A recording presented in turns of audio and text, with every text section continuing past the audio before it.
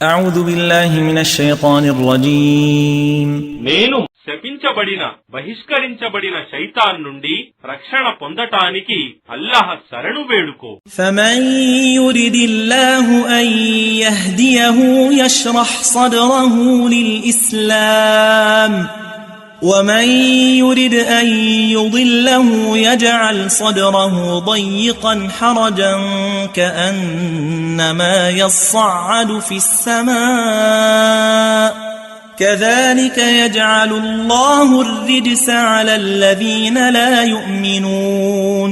కావున అల్లాహ్ సన్మార్గం చూపదలచిన వ్యక్తి హృదయాన్ని ఇస్లాం కొరకు తెరుస్తాడు, మరియు ఎవరిని ఆయన మార్గభ్రష్టత్వంలో వదలగోరుతాడో అతని హృదయాన్ని ఇస్లాం కొరకు ఆకాశం పైకి ఎక్కేవాని వలె బిగుతుగా అణచివేయబడినట్లు చేస్తాడు.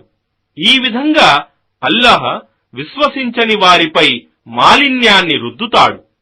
وَهَذَا صِرَاطُ رَبِّكَ مُسْتَقِيمًا قَدْ فَصَّلْنَا الْآيَاتِ لِقَوْمٍ يَذَّكَّرُونَ. మరియు ఇది నీ ప్రభువు యొక్క రుజుమార్గం. వాస్తవానికి యోచించే వారికి మేము ఈ సూచనలను వివరించాము. لهم دار السلام عند ربهم وهو وليهم بما كانوا يعملون. వారి కొరకు వారి ప్రభువు వద్ద శాంతి నిలయం స్వర్గం ఉంటుంది, మరియు వారు మంచి కర్మలు చేస్తున్నందుకు ఆయన వారి సంరక్షకునిగా ఉంటాడు.